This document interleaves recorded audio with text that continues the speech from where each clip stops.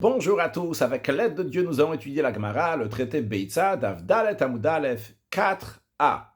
Dans les cours précédents, on a appris qu'un œuf qui a été pondu le jour de Yom Tov, Bet Hillel interdit de manger cet œuf le jour de Yom Tov, il faut attendre le lendemain. Quelle est la raison? Rav Nachman a donné une explication, Rabba a donné une explication. Le point commun de leur explication, que d'après Rav Nachman et d'après Rabba, c'est interdit d'ordre biblique. Après, on a vu encore deux interprétations, deux explications dans la raison de Beth Hillel pourquoi cet œuf est interdit. L'explication de Rav Yosef et de Rav Yitzhak. Le point commun de ces deux explications de Rav Yosef et Rav Yitzhak, que l'interdiction, c'est une interdiction d'ordre rabbinique. Puis, la Gemara a ramené une braïta pour demander une question sur Rav Yosef et Rav Yitzhak, qui disent que l'interdiction de cet œuf qui a été pondu Yom Tov est d'ordre rabbinique, a priori, ce qui va en ressortir de la Braïta, que ce n'est pas d'ordre rabbinique. La Braïta nous dit plusieurs choses, et à la fin de la Braïta, nous avons deux choses. On va appeler ça l'avant-dernière chose et la dernière chose. L'avant-dernière chose que la Braïta nous dit, c'est lorsque nous avons un doute sur l'œuf, l'œuf, il est interdit. Dernière chose, c'est si cet œuf qui est interdit c'est mélangé avec 1000 œufs, tous les œufs sont interdits. Alors la Gemara a dit, qu'est-ce que ça veut dire cette avant-dernière chose de la Braïta? Que si on a un doute sur l'œuf est interdit. La Gemara a interprété, il s'agit qu'on a un doute, est-ce que l'œuf il a été pondu pendant Yom Tov ou un jour de semaine? En effet, si on est sûr que c'est un jour de semaine, qu'il a été pondu, cet œuf il est permis. Si c'est le jour de Yom Tov, c'est interdit.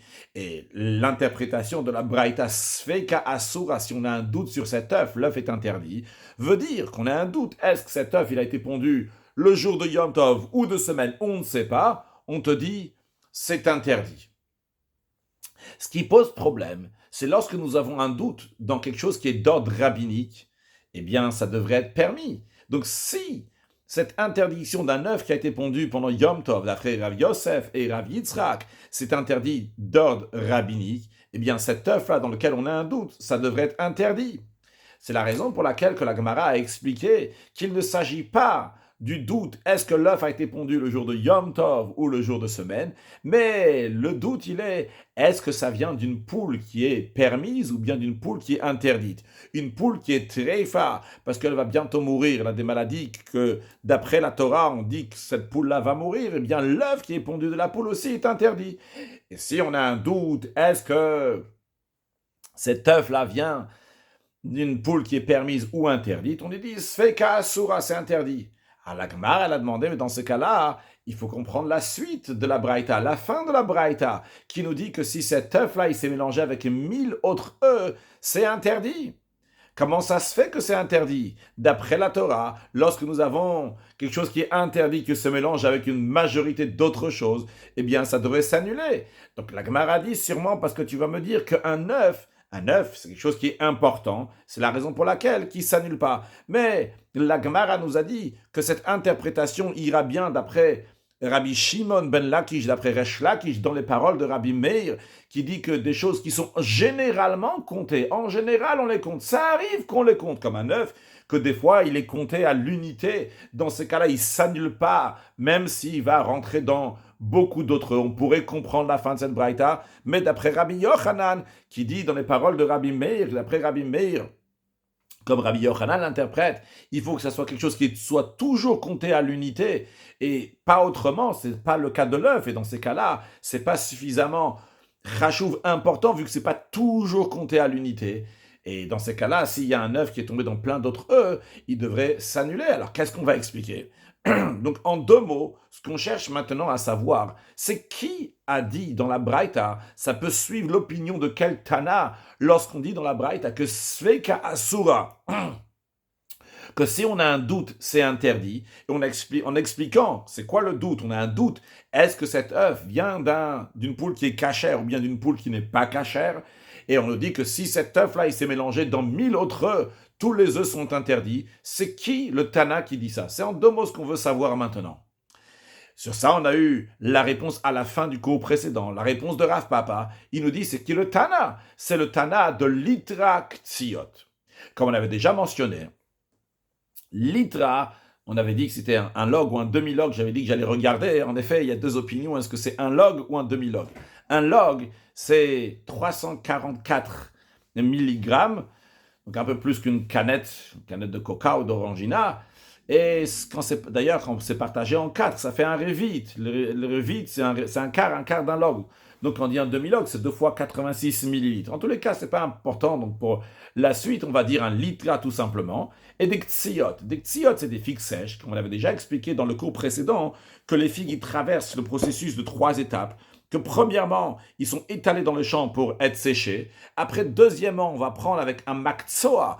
Un makzoa, donc une sorte de ciseau, de couteau qu'on va couper les figues, le bout des figues, le queue des figues.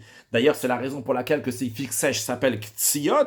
Et après, en troisième étape, on va mettre ces figues-là dans un igoul, donc dans un moule qui est rond et profond. On va les presser là-bas jusqu'à qu'on va coller les unes aux autres et former un gâteau circulaire qui ressemble à un fromage qui est rond. Donc, ça s'appelle igoulé de vela, donc des gâteaux ronds de figues pressées.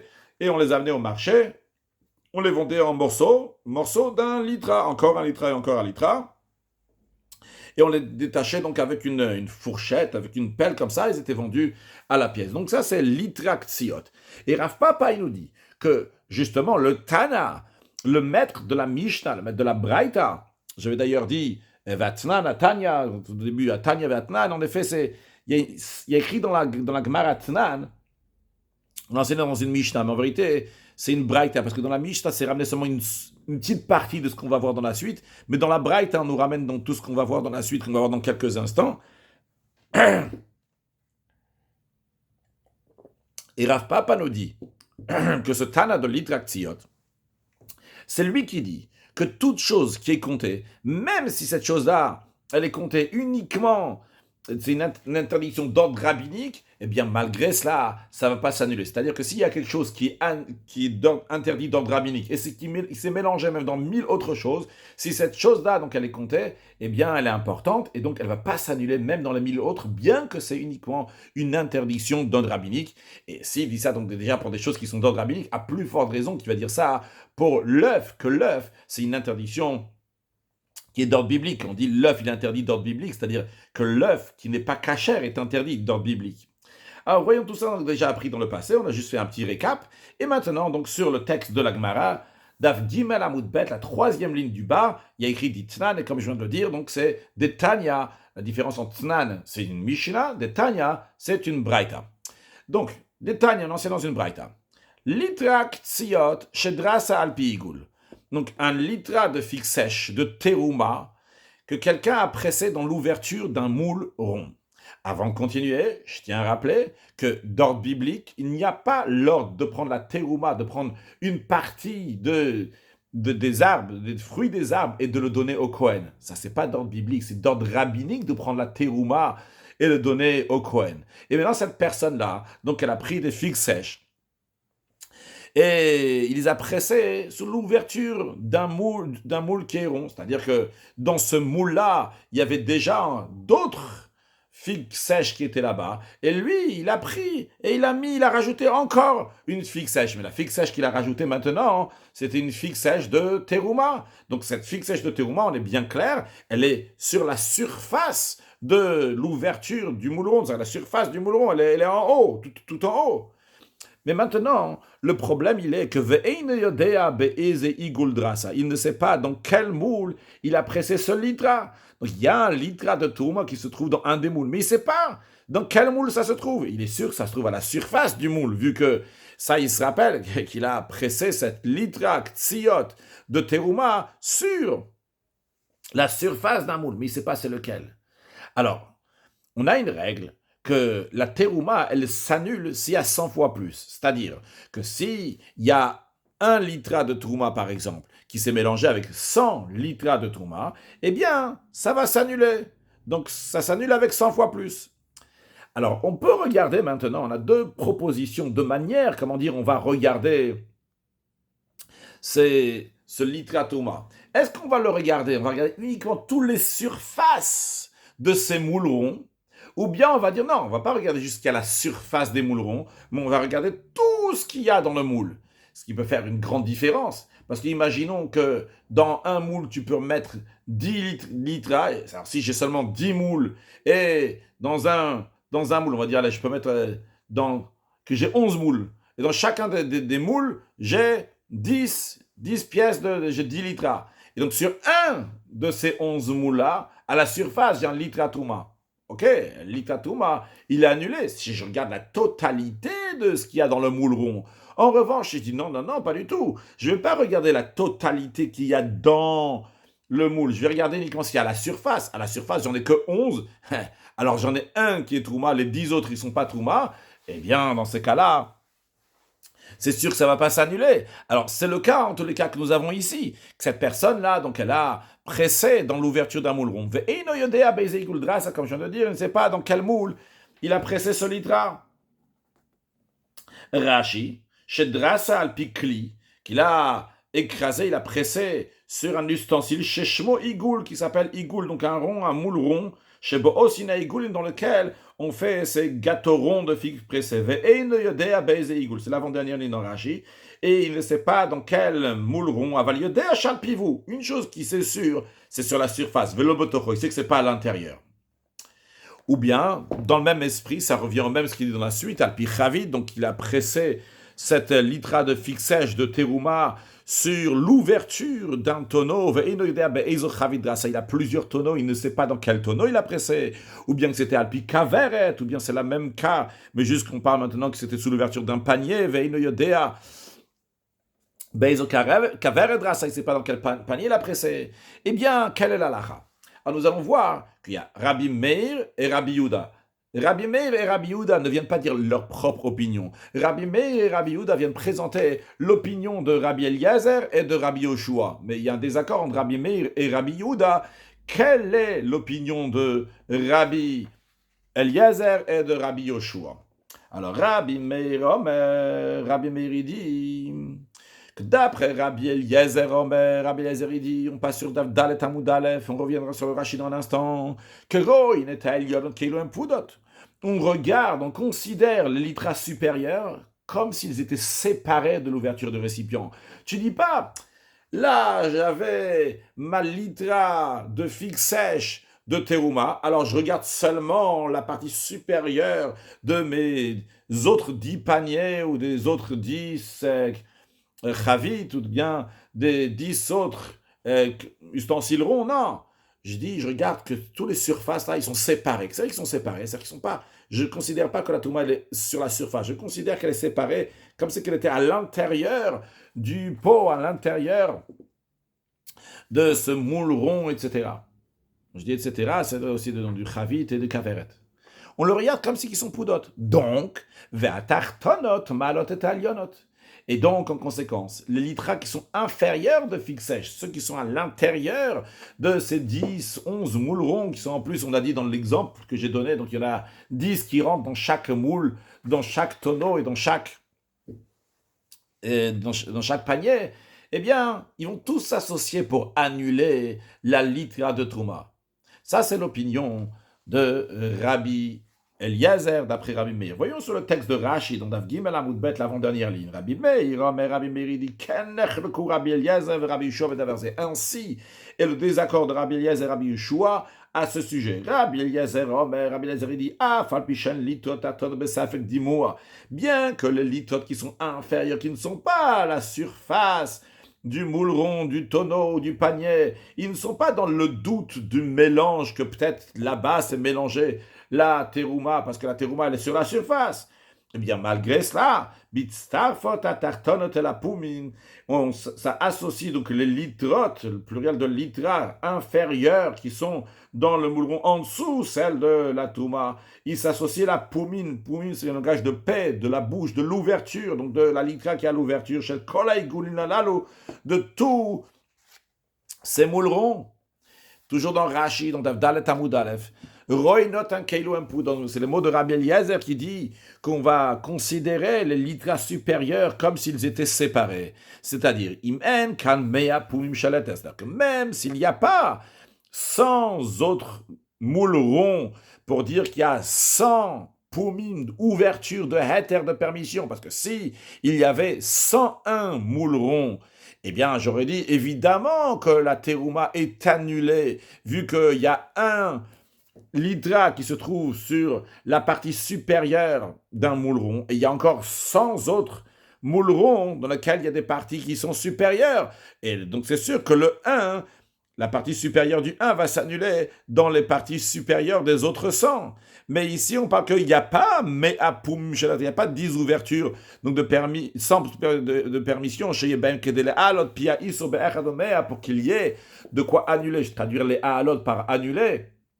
L'ouverture interdite, donc l'ouverture donc, qui est dans laquelle il y a la touma avec 101. Alors qu'est-ce qu'on fait? Rabbi Eliezer dit qu'on regarde comme si que les litrotes, shel kol apoumin, donc les litrotes qui sont sur toutes les surfaces des moules ronds, prudot malapouim, comme s'ils étaient séparés des ouvertures, ou meuravot beshel shulaim, on les regarde, on les considère comme s'ils étaient mélangés dans les parties inférieures du moule rond. Donc il s'avère que c'est pas seulement ce qui se trouve à l'ouverture des moules ronds qui est dans le doute, mais tous, même ce qui est à l'intérieur est dans le doute. Et donc ça s'associe les litrotes qui sont à l'inférieur, les alot et litra chalapé, pour annuler la litra de Touma qui se trouve sur l'ouverture d'un des moules ronds. Pourquoi on fait cette annulation-là, d'après Rabbi Eliezer? Comment on peut faire ça? Il Touma peirot de Rabbanan, puisque la Touma des fruits, c'est uniquement d'ordre rabbinique, mais Kilin Ba'alatan, c'est la raison pour laquelle qu'on est indulgent dans l'annulation et on permet de mélanger même ce qui est dans l'ustensile, même dans le moule rond. Ça, c'est l'opinion de Rabbi Eliezer, comme présenté d'après Rabbi Meir. Rabbi Yeshua, mais par contre, Rabbi Yeshua, il dit Im yev shamei apuin. Uniquement s'il y a 100 ouvertures supplémentaires, en plus de l'ouverture de la Touma, à ce moment-là, Yalou, à ce moment-là, ça peut annuler la litra Touma qui est sur une ouverture sur la surface d'un de ces moules ronds. Veimlav, s'il n'y a pas 100 ouvertures supplémentaires, eh bien, Apomim Asurin, tous les filles qui se trouvent dans les ouvertures à la surface de tous les récipients sont interdits. Vashulaim, et toutes les filles qui se trouvent en dessous, Mutar et sont permises. Rashi, Rabbi Yeshua, mais Rabbi Yeshua dit Mesham Apomim. S'il y a 100 ouvertures chez le Heter, permises, Levad Pomim Shel Isur, à part les Pomim, Rashi dit au pluriel Pomim, parce que Rashi parle aussi bien donc du P, du Igoul, du Chavit et du Kaveret, les exemples qu'on a donnés avant, mais il s'agit évidemment d'un seul P. Donc, s'il n'y a pas 100 ouvertures permises, à part donc l'ouverture qui est interdite, donc à part celle qui est de la tourma qui est sur la surface, malinotan be'echadomea. Si c'est le cas, donc il y a 100 autres, il y a 100 autres ouvertures, 100 autres surfaces qui sont permises, eh bien, ça va annuler la surface qui est interdite. Veimlav, c'est pas le cas. Hapumimasurim, toutes les surfaces qui sont dans tous ces moules ronds sont interdits. Et les shulaim, donc ce qui est en dessous, n'est pas utile pour annuler ce qu'il y a à la surface. Vu que ce qui est en dessous, les fixages qui sont en dessous, ne sont pas dans le doute. Est-ce qu'ils ont été mélangés avec la Touma ou pas? Il n'y a que les surfaces qu'on ne sait pas où est-ce que se trouve le litra de Touma. Bien, ça c'est comment Rabbi Meir présente l'opinion de Rabbi Eliezer et Rabbi Yoshua. Maintenant, Rabbi Yehuda Omer, Rabbi Yehuda lui nous présente le désaccord entre Rabbi Eliezer et Rabbi Yoshua d'une autre manière. Rabbi Yehuda Omer, Rabbi Yehuda il dit, comme Rashi nous dit, Rabbi Eliezer et Rabbi Yoshua, c'est pas comme ça, c'est pas ça le désaccord entre Rabbi Eliezer et Rabbi Yoshua. Elle a kennech le Rabbi Eliezer. Comme ça, ils ont été en désaccord. Rabbi Eliezer Omer, Rabbi Eliezer dit quoi sur le texte d'Agmara? Im yeshame apumim. S'il y a là-bas 100 ouvertures supplémentaires, à part donc l'ouverture qui est interdite, Yalou, ça va annuler le litra Touma, Veimlav, et sinon, s'il n'y a pas 100 ouvertures supplémentaires, Apum Masurin, donc Rabbi Eliezer, ici il est Machmir, il est strict, il ne dit pas que c'est Touma de Rabbanan, et donc on va être indulgent. Non, il dit il faut qu'il y ait 100 ouvertures supplémentaires qui sont permises. Veimlav, sinon, c'est Apum Masurin, sinon donc les ouvertures de tous les récipients sont interdites, s'il n'y a pas 100 autres qui sont permises. Et vu parce que dans une, deux, c'est sûrement il y a la Touma, il n'y a pas 101 donc pour annuler. Par contre, Vashulaim, et Rabbi Eliezer va dire ici que les filles qui se trouvent en dessous, eux, ils sont permises. Et Rabbi Yoshua Omer. Et d'après Rabbi Yehuda, l'opinion de Rabbi Yoshua est extrêmement stricte. Il y a filou yesham shlosh meot pumim, même s'il y a là-bas 300 ouvertures supplémentaires, lo yalou, elle n'annule pas la litra de Trouma. Rashi, Rabbi Yoshua, mais Rabbi Yoshua dit filou yesham shlosh meot pumim, même s'il y a 300 ouvertures, ve kulam bichala safek. Et tous les 300, ils sont dans le doute. C'est-à-dire que sur une ouverture, il y a une litra Trouma, et dans toutes les autres ouvertures, il y a des figues sèches qui sont permis. Eh bien, en mal l'ineta yachid. Ils vont pas pouvoir annuler le yachid, l'unité, ce moule rond dans lequel il y a le litra Trouma. Pourquoi? Oh, il ou poumé akli davachish bo minyanou, vu que la surface de l'ustensile, c'est quelque chose qui est un minyan, qui est compté, parce que c'est quelque chose qui est important, et là-bas on te dit, il y a une litra qui est là-bas, lo badle, ça s'annule pas. Va filo bederabanan, même qu'il s'agit ici d'une tourma qui est d'ordre rabbinique. C'est la raison pour laquelle, quand même c'est interdit. Et avant de continuer, Rashi va nous le dire dans le Rashi suivant, mais avant de continuer, pour ne pas perdre le fil, on rappelle que Rav Papa, il a dit, c'est qui le Tana qui interdit quelque chose qui est interdit d'ordre rabbinique, qui s'est mélangé avec même 1000 autres choses. Et si c'est Davar Shebe Minyan, c'est quelque chose qui est compté, quelque chose qui est important, ça ne va pas s'annuler, même quand c'est des rabbins à plus forte raison de Raïta, c'est le Tana de l'Itraktiot. Donc c'est qui le Tana de l'Itraktiot? D'après la réponse de Rav Papa, c'est justement... C'est l'opinion de Rabbi Yoshua, comme interprétée, présentée d'après Rabbi Yehuda. Donc je continue. Aval drasa be'igul chulu. Donc ça, Rashi est en train de dire ce que la Gemara est en train de dire. Aval drasa be'igul, sur le texte d'Abraïta. Donc, s'il a pressé la litra de figue dans un moule rond, ve'eno yodea be'ize igul drasa, mais il ne sait pas dans quel moule il a pressé. Divrea kol yalu. Tout le monde est d'accord de dire que les autres figues sont associées pour annuler le litra de Trouma. Alors évidemment, je suis sûr que vous demandez, est-ce que j'ai compris la Gemara à ce stade? On est en train de dire ici, parce que Rabbi Meir il a dit, ce que Rabbi Yehuda il a dit, après on dit, s'il a pressé dans un moule rond, il ne sait pas dans lequel, c'est bon, ça s'annule. Qu'est-ce qu'on est en train de dire ici? Alors la Gemara tout de suite, elle s'est dit, vrai à col, tu me dis que c'est l'opinion de tout le monde, c'est leur controverse, qu'on est en train de parler depuis tout à l'heure. Alors Rav Papa il dit, Hachikaba. Voici ce que la Braïta elle veut dire à la fin en disant que si il a pressé dans un moule et il ne sait pas dans quel moule, d'après tout le monde, ça va s'annuler. On parle dans un cas que Drasa Beigul a pressé le litra de figue Trouba dans un moule rond. Comme Igul Drasa, et il ne sait pas dans quelle partie du moule il a pressé. Il est Sona, il est Droma, c'est la partie nord, c'est la partie sud. Il ne sait pas de quel côté. Donc sa litra maintenant, elle s'est complètement mélangée, écrasée avec tout ce qu'il y a là-bas dans ce moule rond.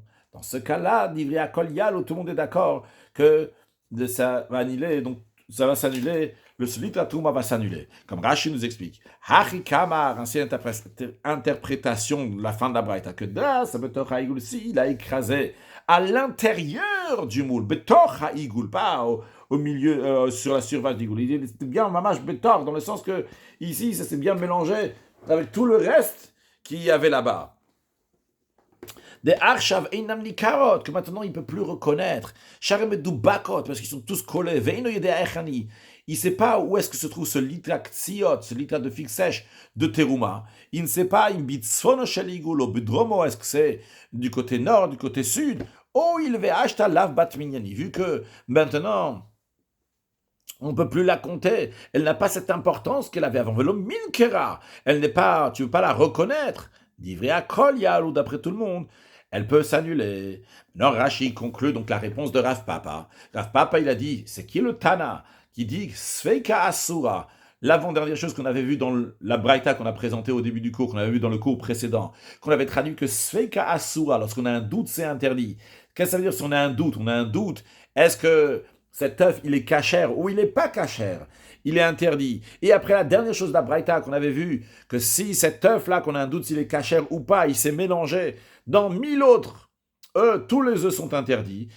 C'est quel Tana? Rav Papa nous a dit, c'est le Tana de l'Itraktiot. Alors Rashi nous dit, Tana de l'Eil, le Tana d'avant, donc dans la Braïta qui nous dit Sveka Sura, qu'après si c'est mélangé, tout est interdit. Et Rabbi Yehuda, c'est l'opinion de Rabbi Yehuda, va liba de Rabbi Yoshua. Et Rabbi Yehuda, comme il présente l'opinion de Rabbi Yoshua, qu'on voit ici. Il s'agit de la terouma sur des figues sèches, qui est d'ordre rabbinique. Et malgré ça, si c'est mélangé avec des autres, tout est interdit parce que c'est davar shebebinyan, c'est quelque chose qui est compté et quelque chose qui est important. Donc cette litraktio, donc elle est importante et c'est la raison pour laquelle qu'elle va pas s'annuler, même si elle s'est mélangée avec 300. Eh bien, c'est le même Tana dans la Braïta qui dit que s'il y a un œuf qui est interdit, on a un doute s'il est interdit ou pas, il s'est mélangé dans 1000 autres œufs, tous les œufs vont être interdits. Donc ça, c'était la manière comment Rav Papa, il a expliqué il a dit il a expliqué c'est qui le Tana de la Braïta qui disait que l'œuf il est interdit en interprétant que l'œuf sur lequel on a un doute, si on a un doute, est-ce qu'il est cachère ou il n'est pas cachère. Maintenant, nous avons une autre manière comment expliquer cette Braïta. Ravashi Amar. Ravashi dit, moi j'ai une autre manière comment expliquer cette Braïta. Cette Braïta-là, quand on dit Sfeika Asua, qu'on a un doute si l'œuf il est permis ou il est interdit, le doute n'est pas comme on a expliqué jusqu'à présent, en deuxième position, qu'il s'agit, est-ce que l'œuf, il vient d'une poule qui est cachère ou pas? Non, je reviens à ce qu'on disait au début, que les olam safek yom tov safek rol. Évidemment, cette braïta, elle parle quand la première proposition de l'explication de Sfeika Asura, si on a un doute, qu'est-ce que ça veut dire si on a un doute? On a un doute si l'œuf a été pondu yom tov ou un jour de semaine. Comme Rashi nous dit, Ravashi Amar le Olam. D'abord, je vais continuer la Gemara, pardon. Et Ravashi dit l'Olam Safek Yom Tov Safek Rol. Mais Havedavar Sheyesh Lo Matirin. Cet œuf-là, il est quelque chose qui deviendra permis après Yom Tov. J'ai un doute si l'œuf il a été pondu Yom Tov ou pas. Alors, ok, si l'œuf il a été pondu Yom Tov, il est interdit. S'il a été pondu en semaine, il est permis. Moi, j'ai un doute maintenant s'il a été pondu Yom Tov ou il a été pondu en semaine. Alors, j'ai dit que c'est interdit. Ah, on avait une question, on a dit, mais un instant, si c'est uniquement interdit d'ordre rabbinique, cet œuf qui a été pondu Yom Tov, donc quand j'ai un doute, eh bien, ça devrait être permis pendant Yom Tov, parce que ça fait que des rabbanan, c'est les coups là, lorsqu'on a un doute sur quelque chose d'ordre rabbinique, on est indulgent. Alors comment Rav Yitzhak et Rav Yosef et Rav Yitzhak, ils nous ont expliqué que l'interdiction de cet œuf, c'est d'ordre rabbinique, et pourtant la Braïta, elle nous dit que si on a un doute, c'est interdit. Ravash, il nous dit, il n'y a pas de souci. On parle bien qu'on a un doute si l'œuf il a été pondu jour de semaine, jour de Yom Tov. Ah, tu as une question maintenant, pourquoi c'est interdit si c'est d'ordre rabbinique? Parce que c'est avec davar sheyesh lo matirim. Parce que c'est quelque chose qui va devenir permis. Aujourd'hui, cet œuf, il est interdit.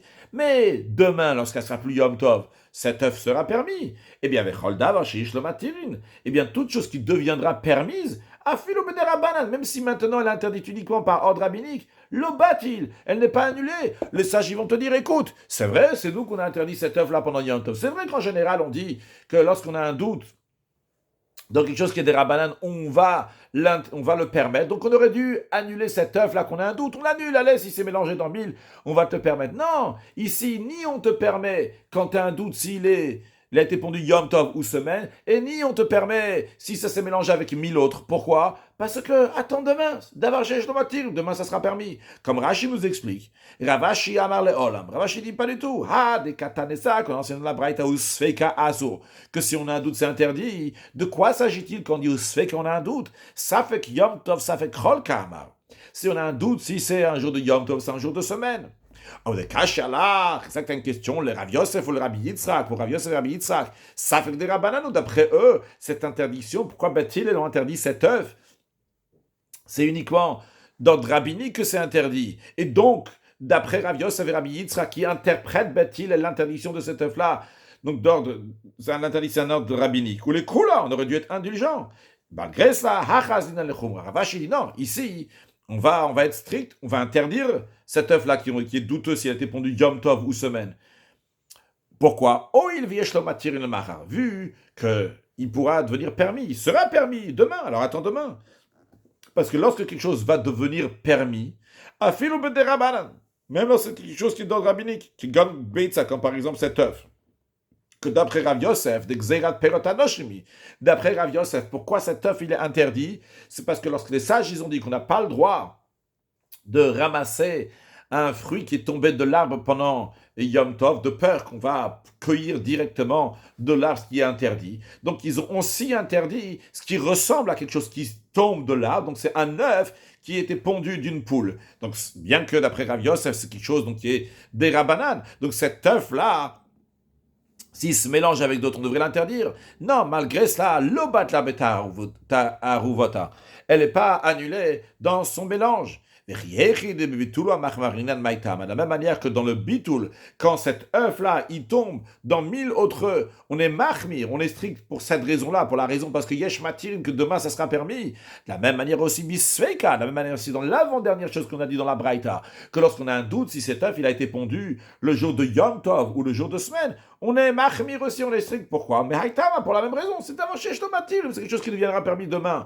Alors attends, pour demain, ça va devenir permis. Donc, d'après Ravash, on comprend bien la Braïta, même si on explique que Sveka Sura, le doute, c'est quoi? C'est un doute, est-ce que l'œuf, il a été pondu Yom Tov ou jour de semaine? C'est vrai qu'en général, quelque chose qui est des Rabbana devrait être permis lorsqu'on a un doute, mais ici, c'est Davachesh Tomatir, on te dit attends le lendemain. Et c'est la raison aussi pour laquelle que si cet œuf-là, donc il est tombé dans 1000 autres œufs, eh bien, on va dire Davachesh Tomatir. En vérité, c'est dans le sens inverse. De la même manière qu'on dit que quand cet œuf-là, il est tombé dans 1000, c'est tous interdit parce que Davachesh Tomatir, de la même manière aussi, quand on a le doute, eh bien, on dit que c'est interdit parce que attends demain, et Davachesh Tomatir, demain c'est sûr que ce sera permis. Ok, maintenant, on a fini donc de discuter des 4 opinions qui nous expliquent Bet Hillel, l'interdiction. Maintenant, une braïta qui va nous parler plutôt de l'opinion de Bet Shammai. On va parler de Rabbi Eliezer. Rabbi Eliezer, c'était quelqu'un de Bet Shammai. Il était donc parti de l'équipe de Bet Shammai. Tanya, c'est dans une braïta. Acherim omrim mishum Rabbi Eliezer. D'autres qui disent au nom de Rabbi Eliezer que Beitzat et Achel, qu'un œuf qui a été pondu Yom Tov peut être mangé. Hi ve'ima. Aussi bien l'œuf qui a été pondu et la mère, la poule aussi, on peut la manger pendant Yom Tov. Rashi, Beitzat et Achel. L'œuf peut être mangé, Imnol Dabi Yom Tov aussi a été pondu pendant Yom Tov. Ok. La Gemara demande. Ok, c'est très bien l'enseignement de Rabbi Eliezer, mais Bemayaskinan. De quel cas on parle? Et l'ima betarne golet omed lachila. Disons qu'on parle d'une poule qui est destinée à la consommation. Dans ces cas-là, pshita de ivei mashaya. C'est évident que l'œuf et sa mère et la poule, les deux, ils sont permis, évidemment. La poule, elle était destinée pour être mangée pendant Yom Tov. On a le droit de faire la shrita pendant Yom Tov. L'œuf aussi, il est permis. Et on n'a pas besoin de l'enseignement de Rabbi Eliezer pour ça. Elle a seulement quoi? D'abord, Rashi, pshita de ivei mashaya. C'est-à-dire, Imbalomar ke Bet Shammai. Si Rabbi Eliezer veut nous dire qu'il tient comme l'opinion de Bet Shammai, la shmein beitza, il va nous dire un œuf. Imalamali. Pourquoi il a besoin de nous dire que la mère, la poule aussi? Pshita de Shaya, c'est sûr et certain que la mère, on peut la manger. La mère, on peut la manger parce que c'est une poule qui est destinée à faire un œuf. Elle a seulement. Elle m'a dit, tu vas me dire donc on parle d'une poule qui est destinée pour produire des œufs. Et c'est ça le chidouche. Rabbi Eliezer te dit, elle est faite pour destiner pour les œufs, quand même. Je te dis que on a le droit donc de manger ces œufs pendant Yom Tov. Et je te dis, hi ve'ima, elle et sa mère. Mais la Gemara dit un instant, dans ce cas-là, j'ai un autre problème. Hi ve'ima sura. Dans ce cas-là, l'œuf et sa mère, les deux devraient être interdits. Alors, peut-être vous avez une petite question qui se pose dans la tête. Vous dites, mais peut-être on va dire que Rabbi Eliezer, il tient comme Bet Shammai. Parce qu'en effet, on a dit que Rabbi Eliezer fait partie de l'équipe de Bet Shammai. Il va dans l'esprit de Bet Shammai. Et on avait appris que Bet Shammai, il ne tient pas de Moukse. Il n'élargit pas l'interdiction de Moukse. Si Bet Shammai, il n'élargit pas l'interdiction de Moukse, donc la poule qui est destinée à pondre des œufs, elle est permise. Tu peux faire la shrita et la manger. Et tu peux prendre aussi l'œuf que cette poule-là, elle a pondu, il n'y a aucun souci. Alors on peut dire ça aussi pour Rabbi Eliezer. Rashi nous dit non. Quand on dit pour Rabbi Eliezer, hi ve'ima asura, que Rabbi Eliezer veut dire que l'œuf et la poule est interdite, c'est parce que des chamines les Rabbi Eliezer. Parce qu'on a entendu, si on est au courant de l'opinion de Rabbi Eliezer, dit Itle Mugtse. Rabbi Eliezer tient, oui, de l'élargissement de l'interdiction de Mugtse. Dit Tznan beperek hamevi. On a enseigné dans une Mishnah, dans le chapitre Hamevi, donc vers la fin du traité de Beitza, Rabbi Eliezer, mais Rabbi Eliezer, il dit, Omed Adam ala Mouktsé. Un homme peut se tenir à côté de ces fruits qui sont Mouktsé. C'est-à-dire que Rabbi Eliezer, il tient, oui, de la notion de Mouktsé qui est élargie. Alma, donc on voit que Hachana, il y a besoin d'une préparation, donc on apprendra plus de détails là-bas, mais l'idée à retenir, c'est que d'après Rabbi Eliezer, il y a oui l'interdiction de Mouktsé. S'il y a l'interdiction de Mouktsé, si c'est une poule qui est destinée à faire des œufs, comment tu peux me dire qu'on va manger l'œuf et la poule aussi? Comment Rabbi Eliezer, il peut nous dire ça? Rabbi Zeira il a dit, qu'est-ce que Rabbi Eliezer voulait nous dire? Il voulait nous dire que t'es achel agavima, que l'œuf peut être mangé par le biais de sa mère. Agavima, Rashi nous dit, imochimatima, si on mange sa mère, si on mange la poule, ayom aujourd'hui, t'es achel la fille. Dans ce cas-là, on peut manger aussi manger l'œuf. C'est quoi le chidouche? Hechidami. De quel cas il s'agit? Amarabai, il explique. Qu'est-ce que ça veut dire que cet œuf-là, il peut le manger uniquement avec sa mère? Quand on parle d'un cas, chez le Kachastam, il a acheté une poule avant Yom Tov, sans préciser à quel but il a acheté. Il n'a pas précisé si c'est pour la manger pendant Yom Tov, ou bien c'est pour que cette poule-là va être pondeuse. Alors, si Nishreta, si ensuite quand ça arrive Yom Tov, il va lui faire la Shrita, il a battu, ouvrira de la Chilomedet.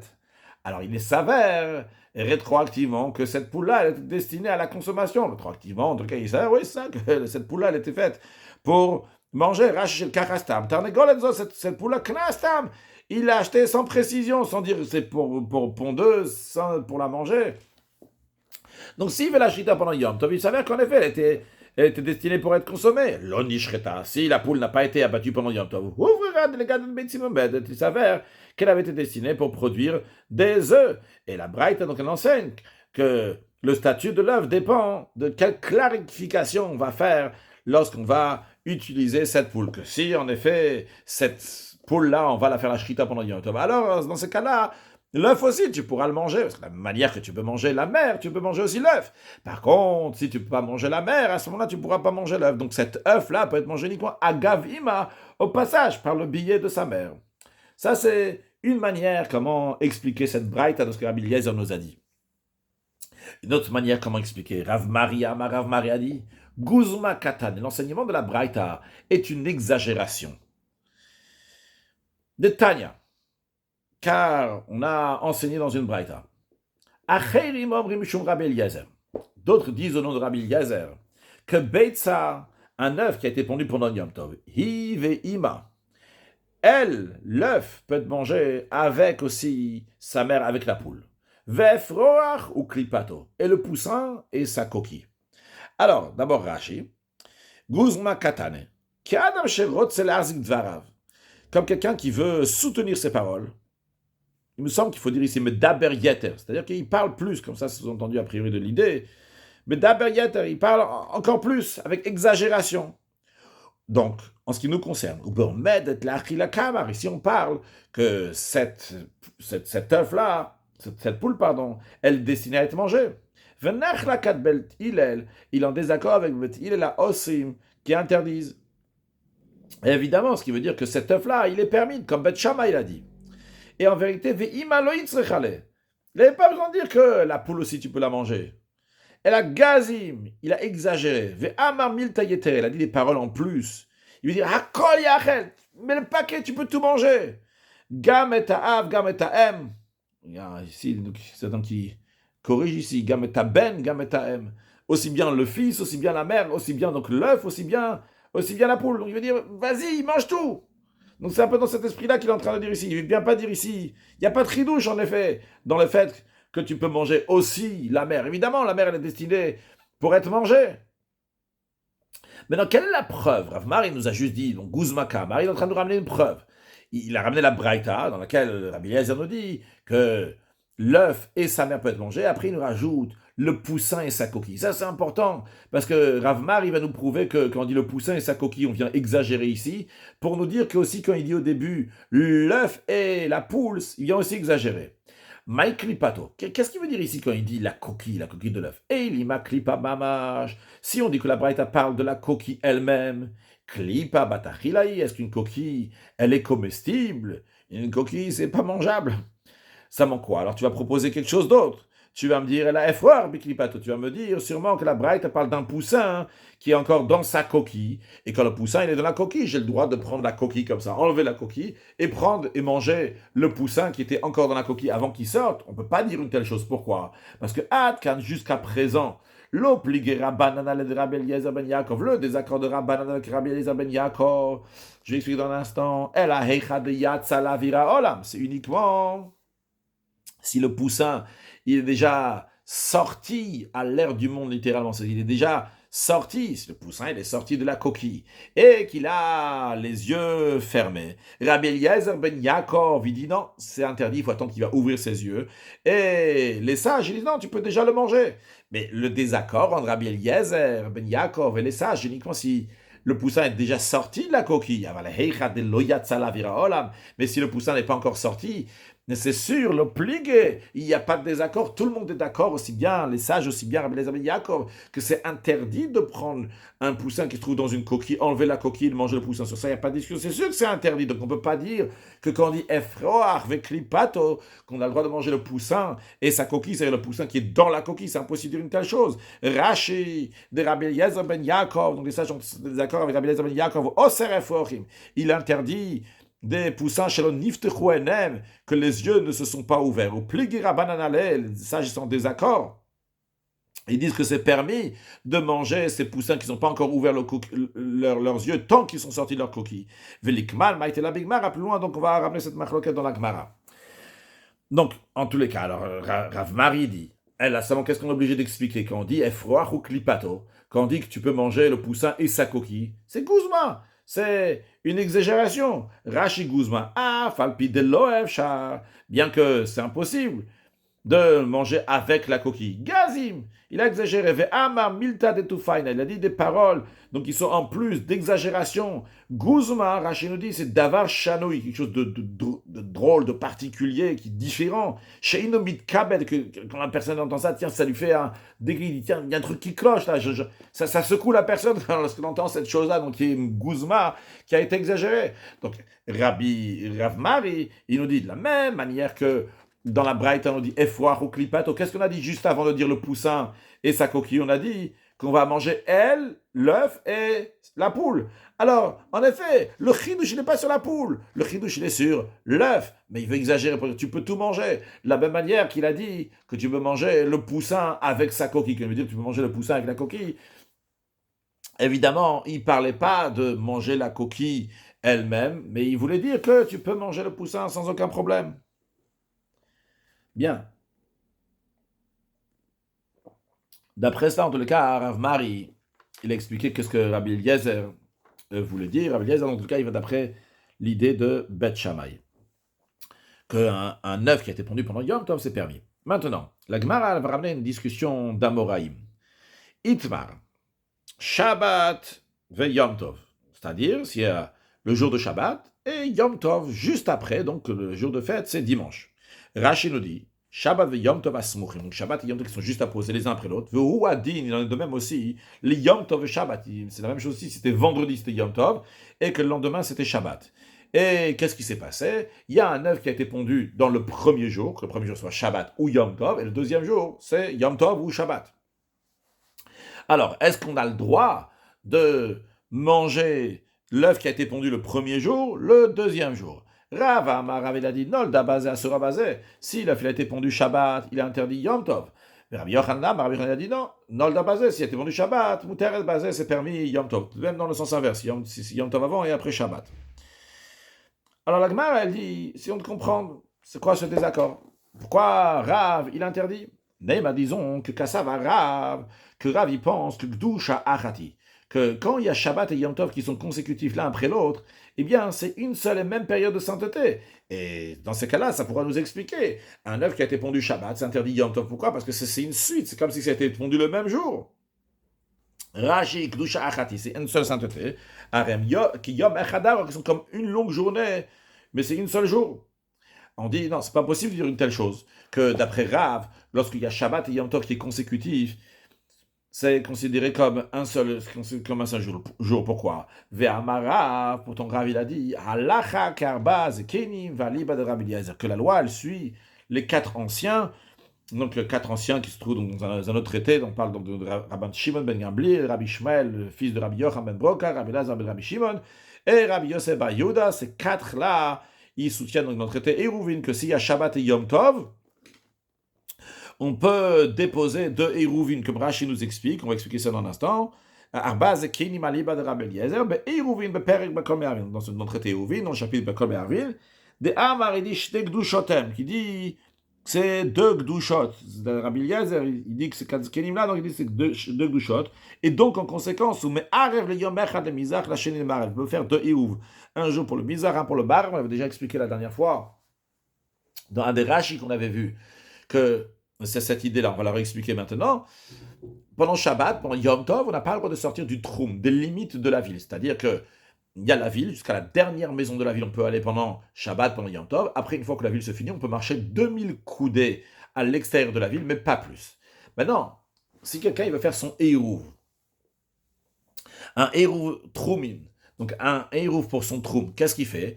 Il peut aller, par exemple, donc, du côté est de la ville, du côté ouest ou du côté sud. On va prendre maintenant l'exemple du côté est. Il avance donc jusqu'à 1800 coudées.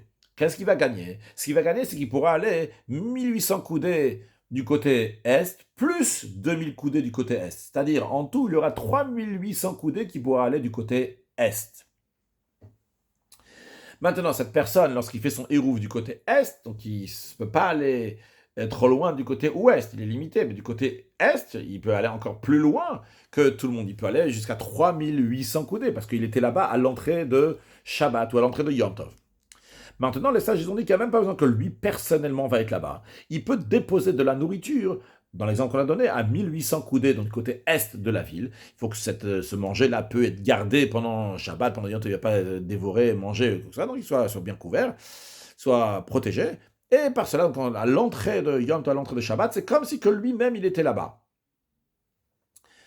Non, cette personne, elle peut faire un hérouv seulement d'un côté.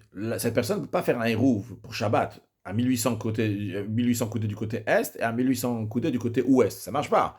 Il doit décider ou bien du côté est ou bien du côté ouest. Maintenant, dans un cas où nous avons Shabbat et après Yom Tov, alors est-ce qu'il peut mettre deux hérouv, un hérouv du côté est et un hérouv du côté ouest? Il dit, le premier jour, j'ai mon hérouv du côté est, le deuxième jour, j'ai mon hérouv du côté ouest. Alors la réponse à cette question va dépendre. Est-ce qu'on dit c'est Kedusha Achaten, c'est une seule sainteté, ou bien on dit c'est deux saintetés? Si tu dis c'est une seule sainteté, Shabbat et Yom Tov consécutifs, ou Yom Tov et Shabbat consécutifs, c'est une seule sainteté, donc une longue journée de 48 heures, eh bien cette personne-là, elle met ou bien son hérouv à l'est, elle pourra marcher 3800 amot, coudées, ou bien à l'ouest, il pourra marcher 3800 coudées, mais pas faire des deux côtés. En revanche, si tu dis que Shtek Dushoten, c'est deux saintetés, il peut dire, le premier jour, j'ai mon hérouv du côté est, mon deuxième jour, j'ai mon hérouv du côté ouest.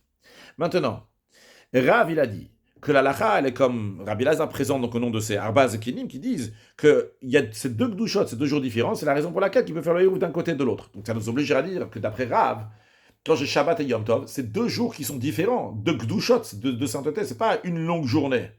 Donc, dans ces cas-là, on revient à la question, quel est le raisonnement de Rav? Pourquoi Rav, il dit que si l'œuf, il a été pondu Shabbat, il est interdit le Yom Tov qui est juste après, ou vice-versa aussi, donc si Yom Tov et après Shabbat sera interdit? Mara répond, la hacha, ici, Bachana de Rabba Kamiflige.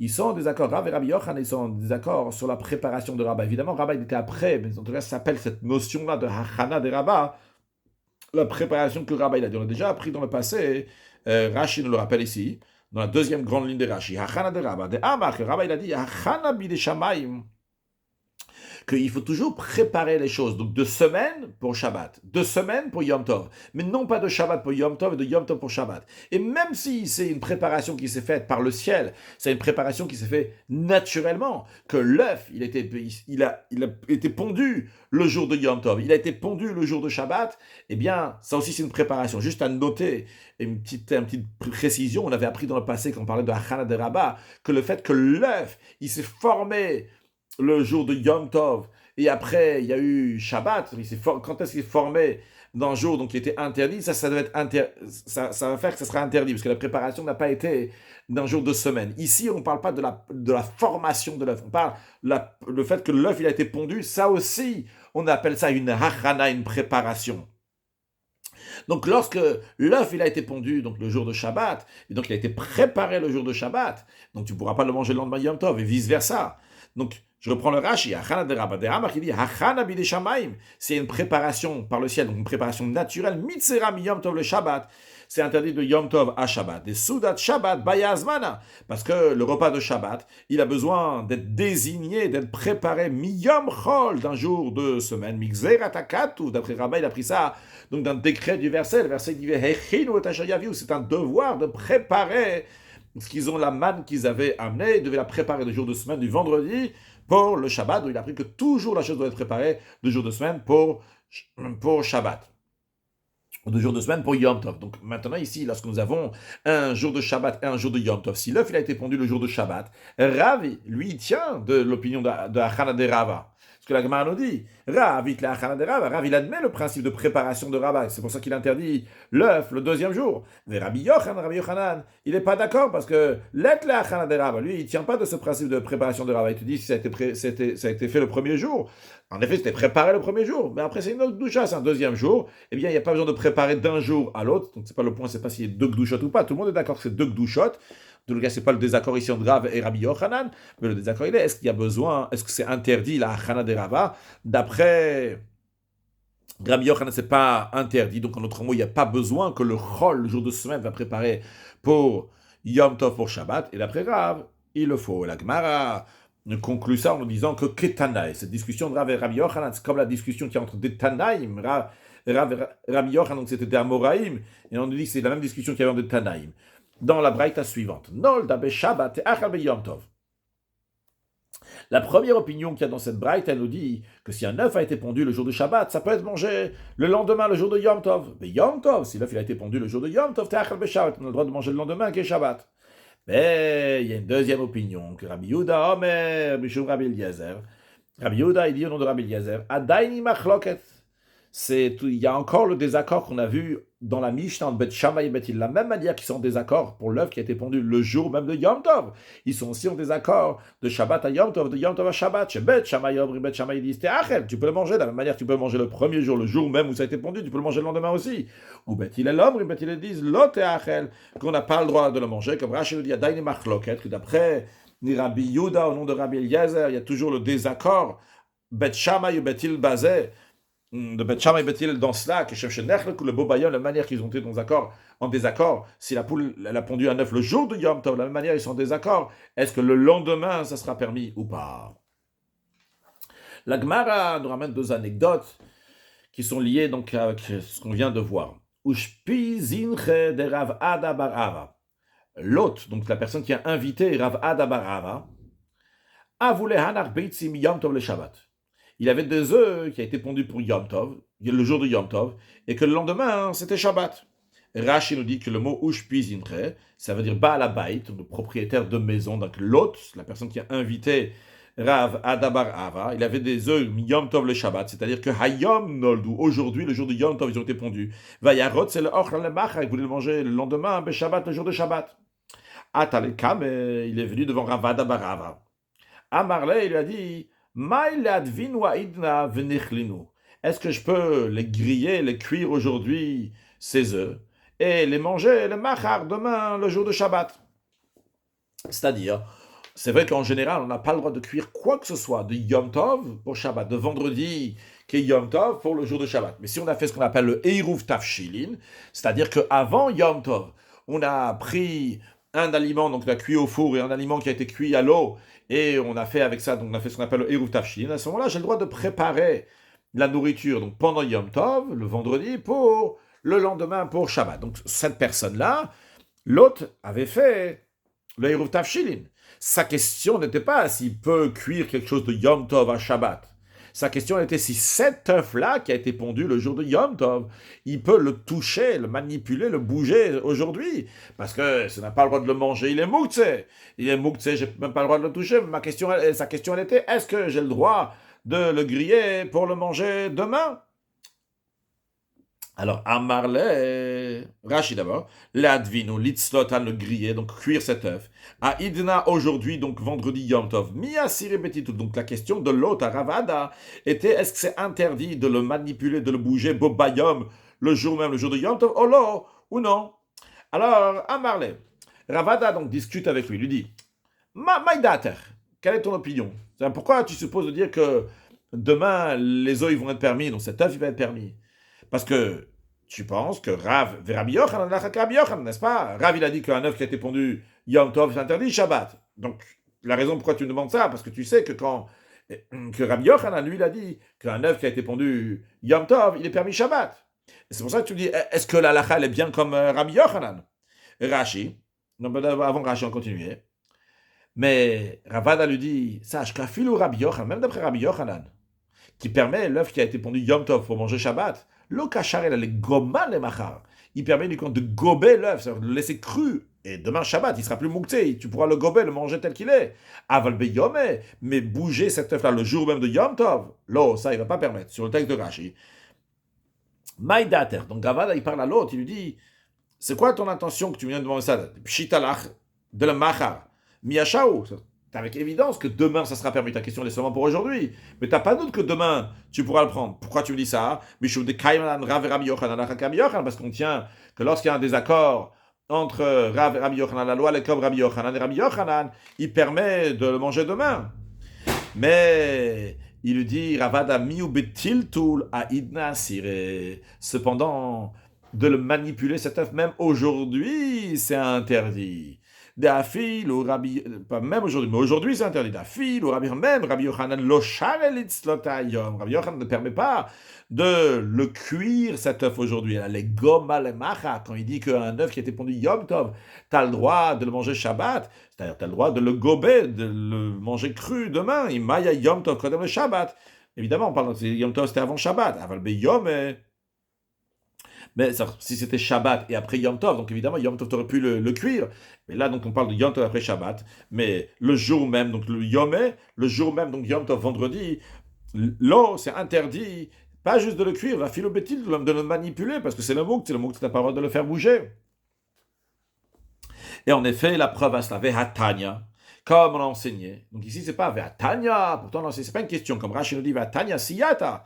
C'est une aide, c'est un appui que Ravada est en train de ramener sur ce qu'il est en train de dire. On a enseigné dans une braïta en effet que ce soit un œuf qui a été pondu le jour de Shabbat, que ce soit un œuf qui a été pondu Yom Tov, on ne peut pas le déplacer, ni pour recouvrir l'ouverture d'un récipient avec, ni pour supporter les pieds d'un lit avec. On avait déjà appris que les œufs, des fois il y avait des gens qui se servaient donc pour boucher une bouteille, une cruche comme ça, pour couvrir l'eau qui est à l'intérieur, ou bien qui servaient des œufs pour les mettre en mettant de manière très droite, comme ça, sous une barre. Si on le met bien comme ça va tenir fort. Et donc, tu vois ici, en tous les cas, qu'un œuf qui a été pondu le jour de Shabbat, le jour de Yom Tov, on n'a pas le droit de le bouger. Donc, c'est ce que Ravada, il a dit à son hôte. Deuxième anecdote, Ushpizin de Rav Papa. L'hôte de Rav Papa. Ve'amre la yonakli, c'était pas l'hôte de Rav Papa, mais c'est Ahou Gavra, c'était un homme de Atalekam de Rav Papa qui est venu chez Rav Papa. Havoula Hanaf Beitzim, il avait des œufs, mi Shabbat le Yom Tov. Ici, c'était pas l'histoire d'avant, c'était de Yom Tov à Shabbat. Ici, c'est de Shabbat à Yom Tov. Atalekam, il est venu devant Rav Papa. Marley, il lui a dit, Mao le Michelin le Macha, il a dit, est-ce que j'ai le droit de les manger demain, Yom Tov?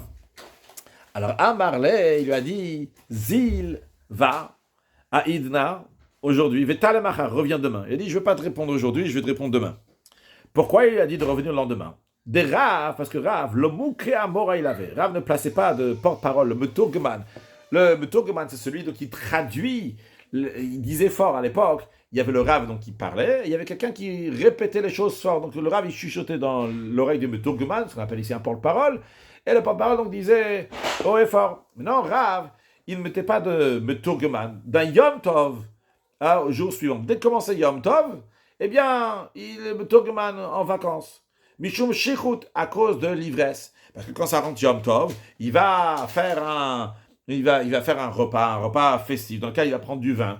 Et s'il prend un repas de vin, maintenant, il n'a plus le droit d'enseigner des halachot, des lois de la Torah, parce qu'il est dans un état d'ivresse, de la même manière que les Kohanim n'ont pas le droit de rentrer officier dans le temple dans un état d'ivresse. De la même manière aussi, quelqu'un qui donne des halachot, des lois tranchées dans son cours, il n'a pas le droit d'enseigner lorsqu'il est ivre.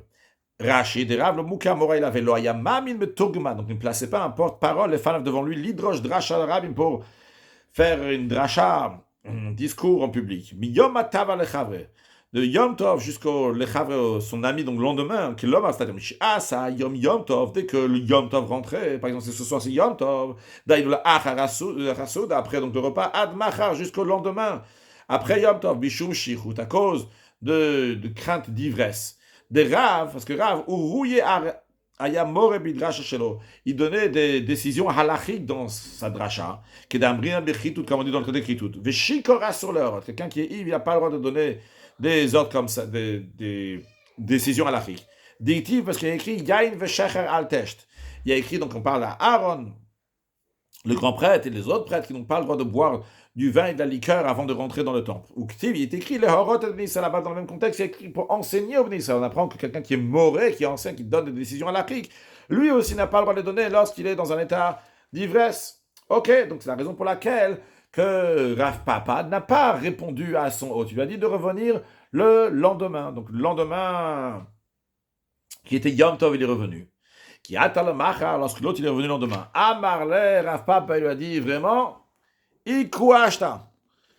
C'est très très bien ce qu'on a fait, parce que Iku Ashta, si tu n'avais pas attendu jusqu'à maintenant, Ishtlae, je me serais trompé. Je t'aurais pas dit la halakha comme il faut. Vamrelach, hier je t'aurais dit, Rav et Rabbi Yochanan. Halakha que Rabbi Yochanan, je t'aurais dit que quand il y a un désaccord entre Rav et Rabbi Yochanan, la loi est comme Rabbi Yochanan. Donc je t'aurais dit que tu as le droit de manger cet œuf le jour de Yom Tov, l'œuf qui a été pondu Shabbat Yom Tov. Mais je me serais trompé parce que Amarava, parce que Rava, il a dit